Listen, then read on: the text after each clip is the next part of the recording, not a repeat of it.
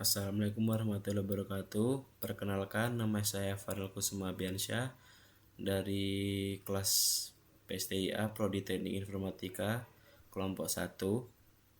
Di sini saya akan menjelaskan tentang analisis studi kasus pada orientasi pengurus, yaitu PKBM amandemen kaderisasi.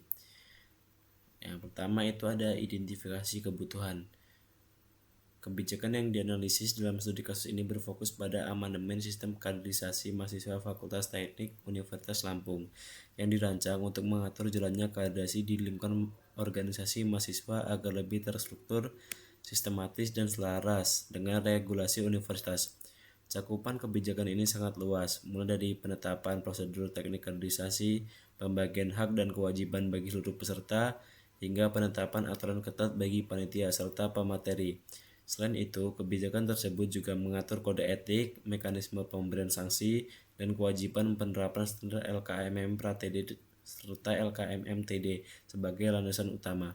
Sebagai bentuk formalisasi, setiap organisasi mahasiswa kini diwajibkan untuk menyusun buku panduan kaderisasi mandiri yang akan berfungsi sebagai pedoman resmi dalam setiap pelaksanaan kegiatan pembinaan anggota baru.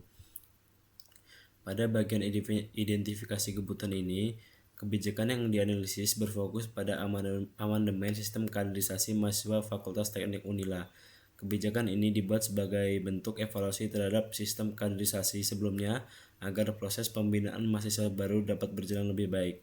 Tujuan utama dari kebijakan ini yaitu untuk menciptakan sistem kaderisasi yang lebih terstruktur, sistematis, dan sesuai dengan regulasi universitas.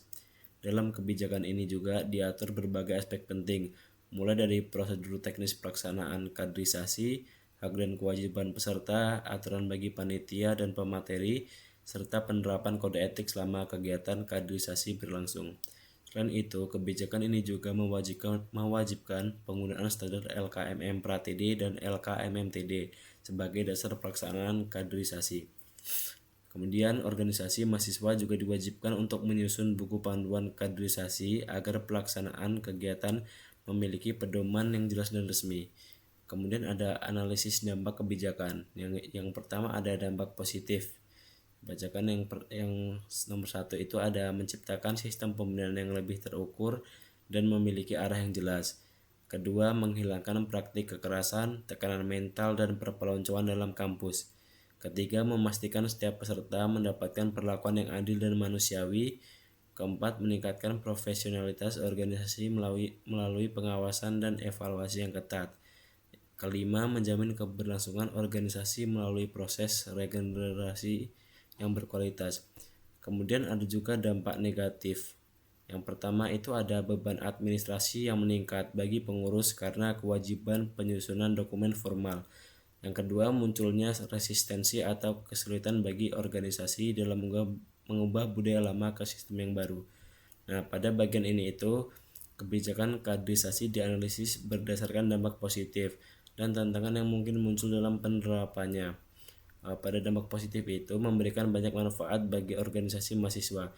Pertama itu menciptakan sistem pembinaan menjadi lebih terukur karena itu memiliki aturan yang jelas. Kedua, kebijakan ini dapat mengurangi bahkan menghilangkan praktik kekerasan, tekanan mental, dan perpeloncoan dalam lingkungan kampus.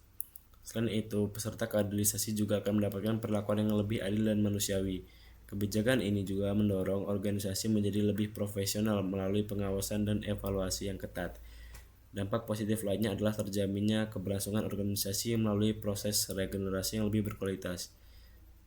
Walaupun memiliki banyak manfaat, kebijakan ini juga memiliki beberapa dampak negatif. Salah satunya itu meningkatnya beban administrasi bagi pengurus organisasi karena adanya kewajiban penyusunan dokumen formal. Tantangan lainnya adalah kemungkinannya itu muncul resistensi dari anggota organisasi yang masih terbiasa dengan budaya kaderisasi yang lama. Perubahan menuju sistem baru tentu memerlukan proses adaptasi yang tidak mudah. Kemudian ada langkah dan strategi organisasi. Nah, itu yang pertama ada melaksanakan transisi aturan baru secara sistematis dan perlahan. Kedua, menyusun panduan tertulis yang simpel dan mudah dipahami oleh seluruh anggota. Ketiga, mengadakan pembekalan bagi panitia mengenai cara berkomunikasi yang baik dan etis. Keempat, menggeser fokus kegiatan dari senioritas menuju pengembangan kepemimpinan dan karakter. Kelima, melakukan peninjauan ulang secara rutin setelah kegiatan selesai untuk perbaikan sistem ke depan. Keenam, membangun hubungan koordinasi yang kuat dengan pembina dan pihak dekanat. Ketujuh, memastikan kaderisasi menjadi tempat belajar yang nyaman, bukan sarana intimidasi. Nah, agar kebijakan ini dapat diterapkan dengan baik, organisasi perlu menyusun strategi yang tepat. Koordinasi yang baik dengan pembina organisasi dan pihak dekanat juga ini menjadi faktor yang sangat penting dalam keberhasilan penerapan beberapa langkah dan strategi dalam kebijakan ini. Yang terakhir ada kesimpulan.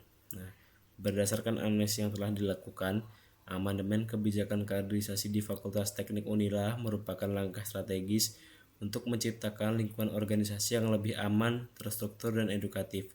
Kebijakan ini juga mampu melindungi hak peserta sekaligus meningkatkan profesionalisme organisasi melalui proses regenerasi yang berkualitas.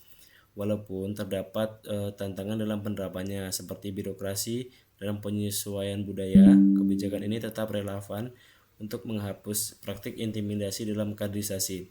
Dengan adanya dukungan dan komitmen dari seluruh pihak, kaderisasi diharapkan dapat menjadi sarana pembentukan karakter, pengembangan diri, dan kepemimpinan mahasiswa secara maksimal. Mungkin sampai sini saja analisis studi kasus orientasi pengurus saya. Mohon maaf bila ada salah kata dalam menyampaikan analisisnya.